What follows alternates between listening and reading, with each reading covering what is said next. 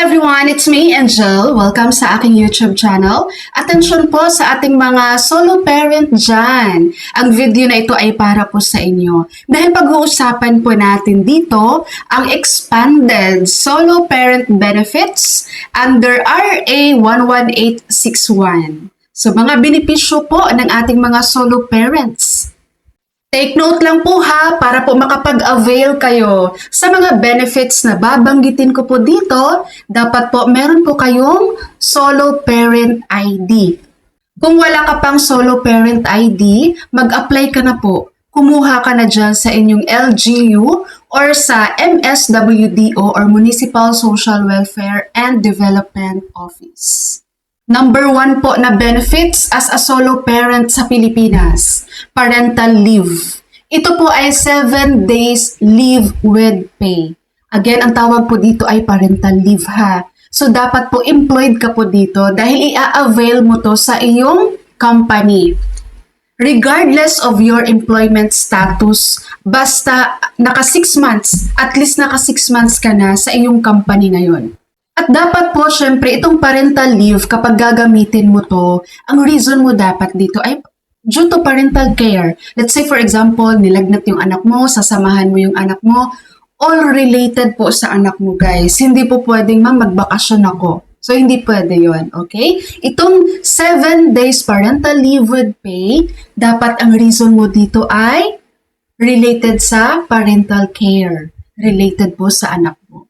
Itong parental leave po ha, kung currently sa company nyo meron kayong mga vacation leave with pay, sick leave with pay, o kaya service incentive leave, iba po itong parental leave ha. Karagdagan po ito sa'yo bilang isang solo parent.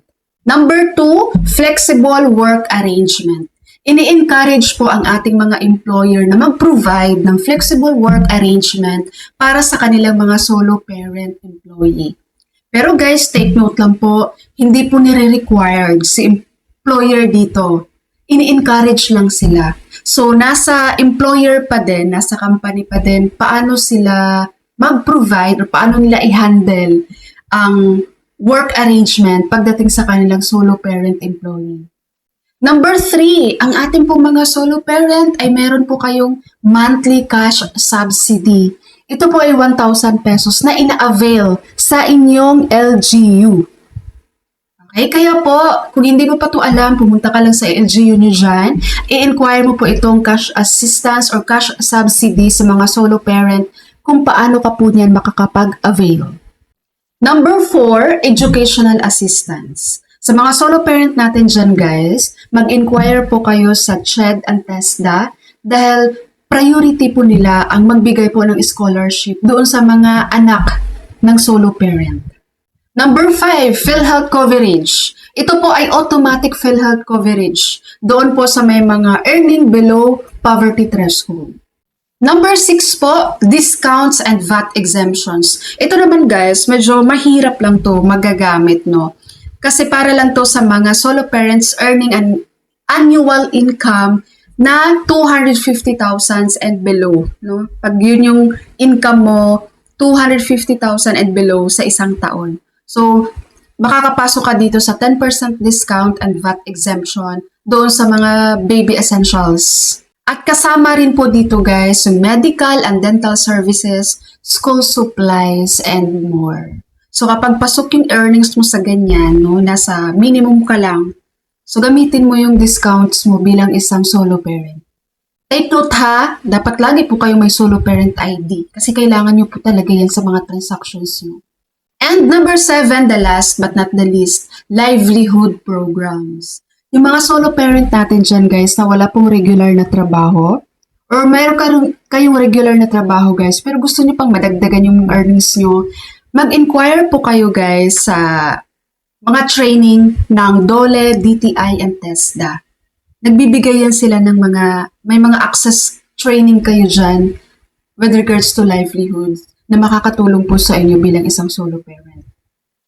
Alright po, so yun po ang mga updated na benefits ng ating mga solo parents dito sa Pilipinas. Guys, please paka-share tong video na to. Kung may kakilala kayong mga solo parent dyan, malaking tulong po ito sa kanila. Itong mga benepisyo na to, share nyo po sa kanila.